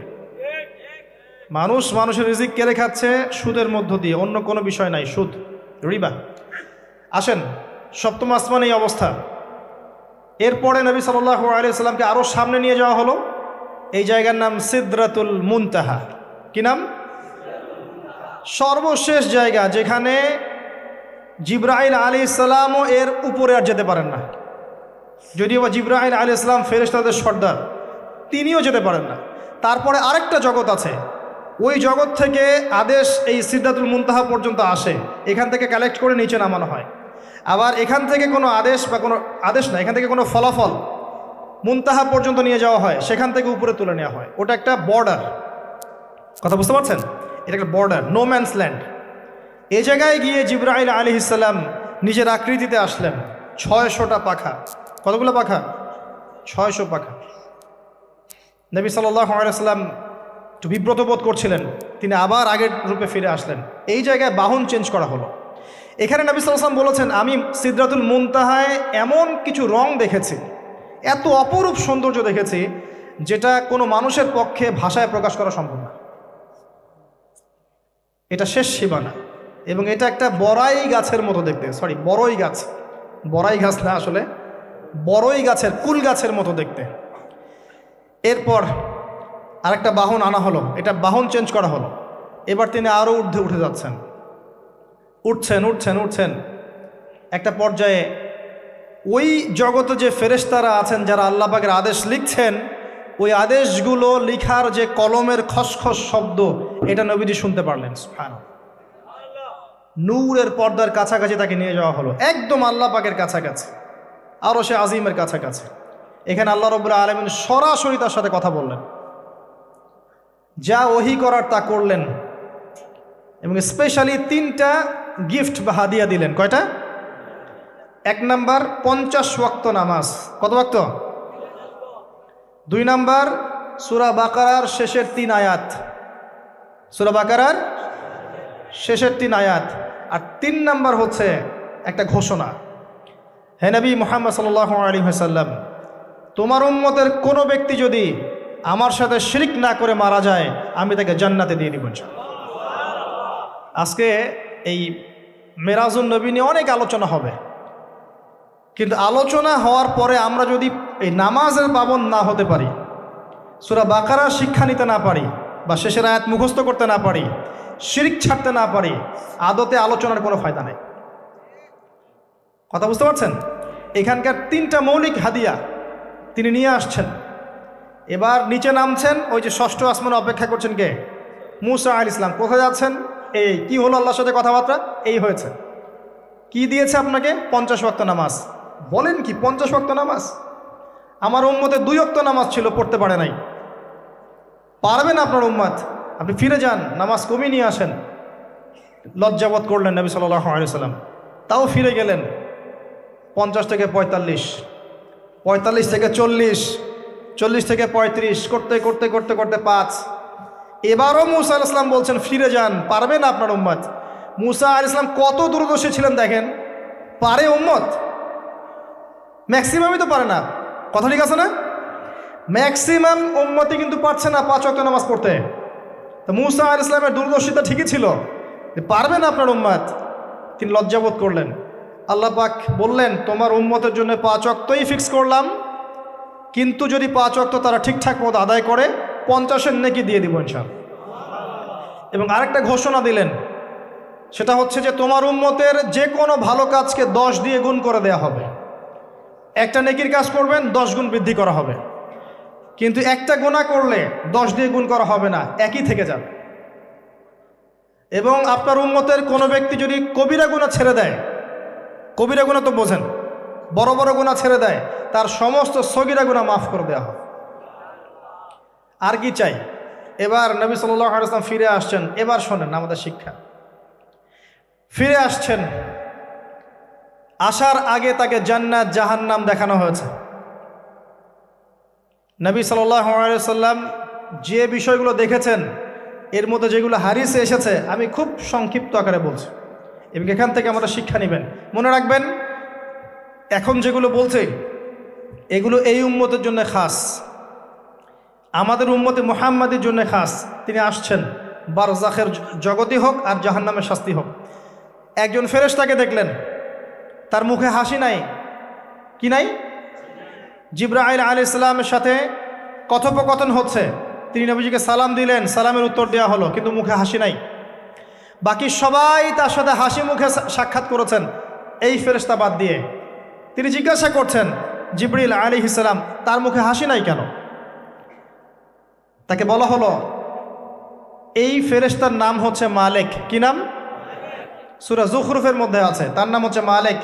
আল্লাহ পাক তাকে জাহান্নামের প্রহরী বানিয়েছেন, জাহান্নামের চিফ অফ কমান্ড মালিক।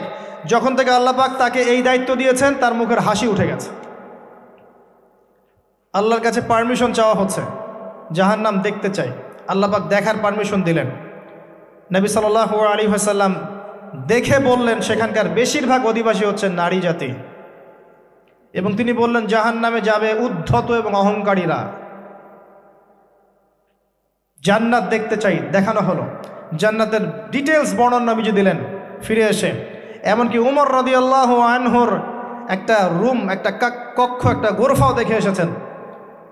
ঢুকতে চেয়েছেন, ঢোকেন নাই। পরে বলেছেন ওমর, আমি তোমার ব্যক্তিত্বের কথা চিন্তা করে সেখানে ঢুকিনি, দেখেছি জান্নাতে তোমার ঘর আছে।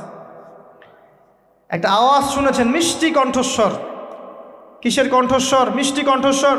তাকে বলা হচ্ছে এই কণ্ঠস্বর হচ্ছে বেলাল রাদিয়াল্লাহু আনহুর আজানের কণ্ঠস্বর। খরম, খরম জুতা আছে না, খরম, এর খটখট আওয়াজ শুনেছেন। নবীজি জিজ্ঞাসা করছেন কার? বলা হচ্ছে এটা বেলাল রাদিয়াল্লাহু আনহুর। বেলাল রাদিয়াল্লাহু আনহুকে বলা হলো, আপনি কি এমন আমল করেন? হে বেলাল, তুমি কি এমন আমল করো যার কারণে এই মর্তবা হচ্ছে? যখনই জান্নাতে যাই আমাকে দেখানো হয়, দেখি তুমি, তোমার পায়ের পদধ্বনি সামনে সামনে আছে। তখন বললেন, ইয়া রাসূলুল্লাহ, আমি তো আসলে এক্সট্রাঅর্ডিনারি কোনো আমল করি না, কিন্তু আপনারা যা করেন তাই করি। কিন্তু যখনই আমি অজু করি, আমার অজু ছুটে গেলে আমি অজু করি, আর অজু করেই আমি 2 রাকাত নফল সালাত পড়ি, তাহিয়াতুল অজু, এতটুকু কাজ করি। নবীজি বলেন, এটাই সেই কাজ যার কারণে তোমাকে জান্নাতের এই মর্তবা দেওয়া হয়েছে।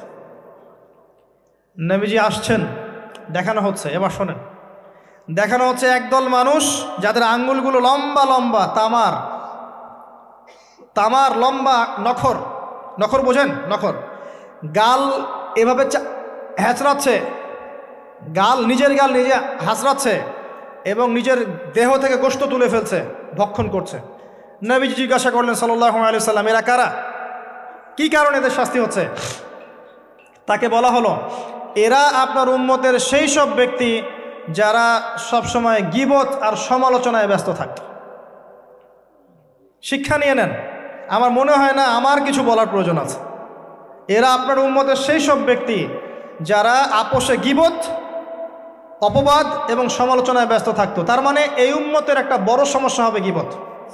এটা কিন্তু দেখে এসেছেন নবীজি, ফিউচার, তাই না? এটা বারজাখের শাস্তি চলছে, এটা অন্য একটা জগৎ যেটাকে আপনি এখানকার সময় স্থানকাল দিয়ে ব্যাখ্যা করতে পারবেন না। এটা টাইম ট্রাভেলিংয়ের মতো। নবীজি আসছেন সাল্লাল্লাহু আলাইহি ওয়াসাল্লাম, দেখছেন, listen to me very carefully. এবার নবীজি দেখছেন এক শ্রেণীর মানুষ, পেট এইরকম ফোলা, অট্টালিকার মতো পেট ফোলা, আর ভিতরে সাপ কিলবিল করছে, এবং এদেরকে রক্তের নদীতে ফেলে মাথাটা ফাটিয়ে দেওয়া হচ্ছে। নবী জিজ্ঞাসা করলেন সাল্লাল্লাহু আলাইহি ওয়াসাল্লাম, এরা কারা? মর্মান্তিক শাস্তি দেওয়া হচ্ছে, এরা কারা? এরকম শাস্তি দেয়া হচ্ছে, আপনি দেখলে আপনার কেমন লাগবে? নবীজিকে বলা হচ্ছে সাল্লাল্লাহু আলাইহি ওয়াসাল্লাম, এরা আপনার উম্মতের এই সব ব্যক্তি যারা ছিল সুদখোর, রিবাখোর। মানে এই উম্মতের অন্যতম বড় সমস্যা হবে রিবা, যেটা আমি বলেছি, প্রতিটা সেক্টরে রিবা। সবচেয়ে নিম্ন পাপ নিজের মায়ের সাথে জেনা করা, সবচেয়ে উচ্চ পাপ আল্লাহ এবং তার রাসূলের সাথে যুদ্ধ করা, এটা হলো সুদ।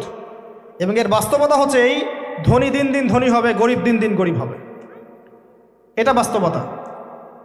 রক্ত চুষে খাওয়া হয়, এই কারণে রক্তের নদীতে ফেলা হয়েছে। এবং সাপ খেয়েছে তারা, সাপ খেয়ে পেট ফুলিয়ে ফেলেছে। আমার মনে হয় না ব্যাখ্যা করার প্রয়োজন আছে। আর একটা হাদিস আগেই বলেছি, যে দেয়, যে নেয়, যে সাক্ষী থাকে, যে লিখে রাখে, সবাইকে সমানভাবে লানত করেছেন নবী সাল্লাল্লাহু আলাইহি ওয়াসাল্লাম। নবীর লানত নিয়ে হাউজে কাউসারের পানি কোশ্চিন কালো পাবেন না, কবরের উত্তর দিতে পারবেন না।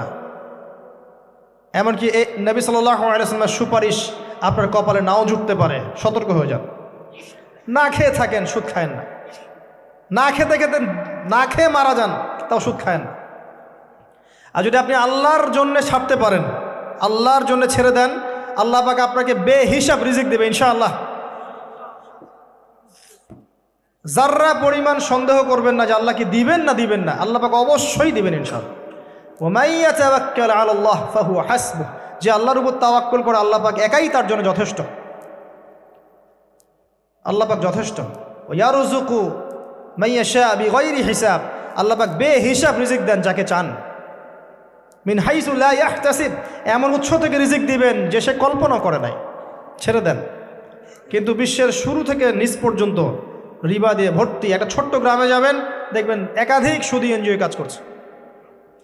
এখন মা বোনরাও খুব বেশি সুদ খায়, ব্যাংকের মধ্য দিয়ে, সমিতির মধ্য দিয়ে, এইটা ওইটা ছল চাতুরি ঘুরিয়ে ফিরে কতভাবে যে খাওয়া হয় আল্লাহ ভালো জানেন। আল্লাহ পাক আমাদেরকে এই মহামারী থেকে হেফাজত করুন। সবচেয়ে বড় মহামারী চলছে বিশ্বে, এই ইকোনমিক মহামারী, রিবা কেন্দ্রিক মহামারী, যেটা মুসলিমের ইমান আমল সব ধ্বংস করে দিয়েছে।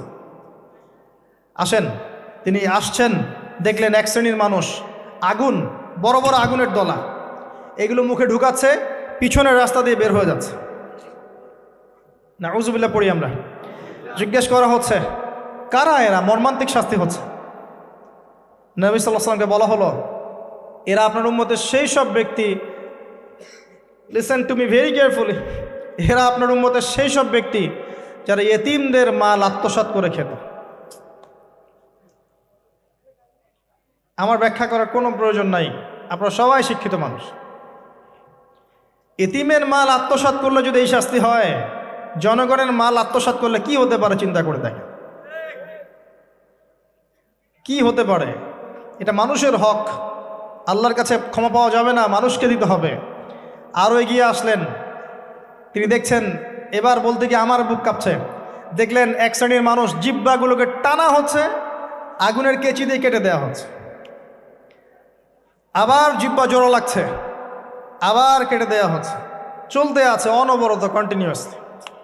আল্লাহর কাছে কায়ামনো বাক্যে দোয়া করি, এ সময় দোয়া কবুল হয়। আল্লাহ পাক যেন দোয়া আমাদের কবুল করেন, আল্লাহ পাক যেন আমাকে এবং আপনাদেরকে এদের অন্তর্ভুক্ত না করেন। জিজ্ঞেস করা হলো এরা কারা? নবী সাল্লাল্লাহু আলাইহি ওয়াসাল্লামকে বলা হচ্ছে, এরা আপনার উম্মতের সেই সব ব্যক্তি যারা ছিল বক্তা, ওয়ায়েজ, যারা অনেক বক্তব্য করত, নিজে আমল করত না। আর এই মহামারী আমাদের মধ্যে ছড়িয়ে পড়েছে, কোনো সন্দেহ নাই। যদি না পড়তো তাহলে আমাদের কথায় মানুষের জীবন পরিবর্তিত হতো। খুব কম দেখা যায় যে আমাদের কথাগুলো আপনাদের কলবে তাসির হচ্ছে। তাসির তখন হবে যখন আমার মধ্যে আমলটা থাকবে। আর এখন তো আমরা ওয়াজ মাহফিলে প্যান্ডেলকে বানিয়েছি পলিটিক্যাল প্যান্ডেল, কোনো কোনো ক্ষেত্রে বানিয়েছি ভোট চাওয়ার প্যান্ডেল, কোনো ক্ষেত্রে বানিয়েছি যে জিকিরের নামে যাবতীয় বেদাতি কারবার হবে, গানের মতো ডিজে জিকির হয়, ডিজে জিকির। মানে কি যে হয়, যে আসবে তারও কত কাহিনী, আবার বিগ বিগ বাজেট, এইসব না মিললে আবার বক্তব্য হবে না। তারপর দেখা যাবে 1 ঘন্টা কথার মধ্যে গাল গল্প কেচ্চা কাহিনী 50 মিনিট, আর বাকি 10 মিনিট একে অপরের সমালোচনা, কি শেষ, ওয়াজ মাহফিল মাশাআল্লাহ শেষ। খুব কম ওয়াজ মাহফিল আছে জনগণকে বলবেন কি শিখলেন আজকে ওয়াজে, বলবে হ্যাঁ সুন্দর সুর করে কিছু কথা বলেছে, কি শিখেছে, আমার কি বললাম ঠিক বুঝতে পারলাম না। Out of content, out of topic, কোনো কনস্ট্রাকটিভ কথাবার্তা নাই। তো এছাড়াও জানা অনুযায়ী আমল না থাকলে এই অবস্থা হবে। আল্লাহ পাক আমাদেরকে হেফাজত করুন, আল্লাহ পাক আমাকে এবং আপনাদের সবাইকে হেফাজত করুন, আমিন।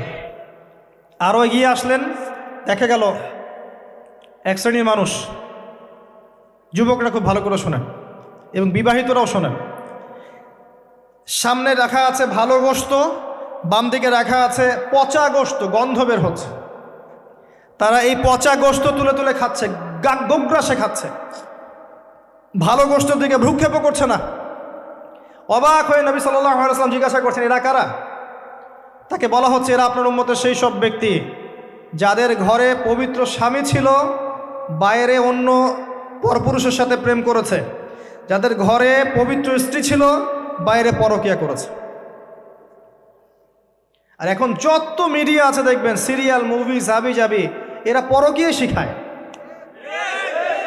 জেনা এবং পরকিয়া শিখায়। খেয়াল করে দেখবেন, একটা ছেলে মেয়ের অবাধ মেলামেশা, হারাম মেলামেশাকে এমনভাবে উপস্থাপন করা হয়, মনে হয় এটা একটা পবিত্র ইবাদত মনে হয়, এবং বোঝানো হয় যে প্রেম তো পবিত্র, পবিত্র প্রেমে কি সমস্যা?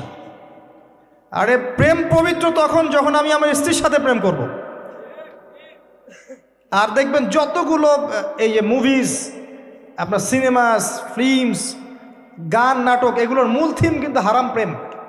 অল্প কিছু আউট অফ অন্য অন্য থিমের মধ্যে আছে।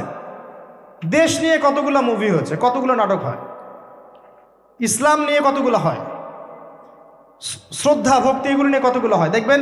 আর এই যে অন্য কান্ট্রির যে সংস্কৃতিগুলো ঢুকেছে, এইগুলোর মূল থিম দেখবেন পরকীয়া করাচ্ছে, পরকীয়া শেখায়, বেহায়াপনা শেখায়, কীভাবে শাশুড়ির সাথে ঝগড়া করতে হবে, কীভাবে বউ রেখে আরেকটা প্রেম করতে হবে, বউকে কেমন করে ব্লাফ দেওয়া যায়, এদিকে স্বামীরা ব্লাফ কেমন করে দেওয়া যায়, এগুলোই শেখায়। এবং অনেক ক্ষেত্রে দেখা যায় তাদের দেশের মানুষ এগুলোর প্রতিবাদ করছে, আর আমাদের মা বোনরা এগুলো দিব্যি দেখছে, ডেইলি রুটিন, যে 3-4 ঘন্টা এগুলো দেখতেই হবে। বাঘের সামন থেকে আপনি হাড্ডি গোশত নিয়ে আসতে পারবেন, এইসব মেয়েদের হাত থেকে রিমোট নিতে পারবেন না। এরপরেও দেখবেন আপনি আবার নগ্ন ফিল্ম, পর্নোগ্রাফি আছে না, এগুলো আবার ফ্রি অ্যাক্সেস, আপনি চাইলে ইন্টারনেটে ঢুকবেন, দেখতে পারবেন। এটা কিন্তু আমরা রাষ্ট্রীয়ভাবে বন্ধ করতে পারতাম, যে আমার দেশে কোনো পর্ন সাইট চলবে না, কোনো পর্ন সাইট চলবে না। পর্নোগ্রাফি একমাত্র কারণ, সমস্ত কারণের সবচেয়ে বড় কারণ, বাকি কারণগুলো আছে, সবচেয়ে বড় কারণ, এর কারণে ধর্ষণ বাড়বে। যত বেশি পর্নোগ্রাফি প্রচলন ঘটবে তত বেশি ধর্ষণ বাড়বে, কারণ পর্ন দেখতে দেখতে মানুষের ভিতরটাকে পশু বানিয়ে ফেলা হয়, এবং এই পশু সুযোগ পেলেই একটা মেয়েকে ধর্ষণ করবে। হ্যাঁ, এর ভিতর থেকে বাইরে মনে হচ্ছে কোটটাই স্যুট পরে আছি, জুব্বা ডুব্বা পরে আছি, ভিতরটা পশু বানিয়ে ফেলা হয়। এবং দেখবেন ফাঁক পেলে মেয়েকে ধর্ষণ করবে, ফাঁক পেলে বাচ্চাকে ধর্ষণ করবে, প্রাইভেট পড়াতে গিয়ে ছাত্রীকে ধর্ষণ করবে, চাকরির ক্ষেত্রে মেয়েকে ধর্ষণ করবে। দেখবেন এই কাজগুলো হবে, সুযোগ পেলেই ধর্ষণ করবে, কারণ ইন্টারনালি সে বিস্ট হয়ে গেছে, জানোয়ার। কিভাবে হয়েছে? ওই পর্ন দেখতে দেখতে। যারা এটাতে এডিক্টেড, তখন মনে হয় যে জগৎটা মনে হয় এমনই, একটা মেয়ের দিকে সে আর শ্রদ্ধা, সম্মান, ভালোবাসার দৃষ্টিতে দেখতে পারবে না। মেয়ের দিকে তাকালেই মনে হবে গোশতের টুকরা, খালি ভক্ষণ করতে হবে। হ্যাঁ, মাইন্ডসেটটা চেঞ্জ করে দিবে আপনার। মানে আমি আপনাকে বলি, পবিত্র ভালোবাসাটাকে যৌনতা দিয়ে ট্রান্সফার করা হয়েছে এই বিশ্বে। ভালোবাসা একটা ডিভাইন জিনিস, আল্লাহর পক্ষ থেকে আসে, ডিভাইন একটা জিনিস, অলৌকিক। মানে যখনই আপনি দেখবেন কাবিন হবে এবং আপনি কালিমা পড়ানো হচ্ছে, আপনি বলছেন কবুল, ইমিডিয়েটলি আপনি ফিল করবেন অপরিচিত একটা মেয়ে, আপনি যাকে দেখেন নাই, বাবা মা বিয়ে ঠিক করেছে, আল্লাহর পক্ষ থেকে ডিভাইন একটা ভালোবাসা চলে আসবে, মায়া, একটা মহব্বত, রহমত।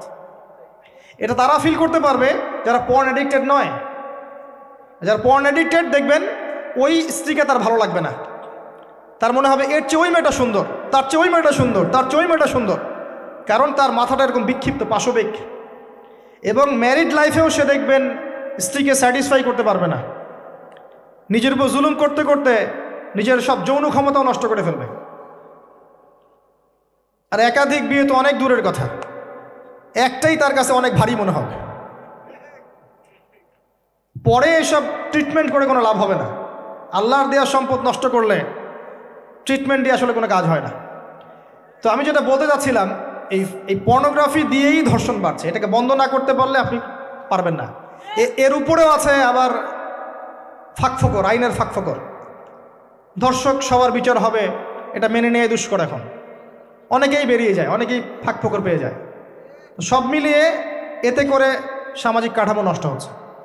এর উপর ফ্রি মিক্সিং আছে, অবাধ মেলামেশা আছে, আমরা উস্কাচ্ছি এগুলোকে, কাছে আসার গল্প, আস্তে আস্তে দেখবেন কাঠামোটা আরও কলাপস করে যাবে দিন দিন। এর ফলে কি হবে আমি বলে দিই, শোনেন, আমার উপর রাগ করে না, দিন দিন কি হবে আমি এটাও বলে দিচ্ছি। যত ডে যাবে দেখবেন এর চেয়ে বেশি সমকামিতা বাড়বে। এগুলোর ফলাফল, এর খিজির আলাইহিস সালামের মতো চোখ দিয়ে দেখেন, এরগুলোর ফলাফল পরে আসবে এমন একটা সময় যে মেয়েদেরকে ধর্ষণ, এর সাথে সমকামিতা। কারণ মানুষ মেয়েদের উপর থেকে দেখবেন আগ্রহ কমে যাবে।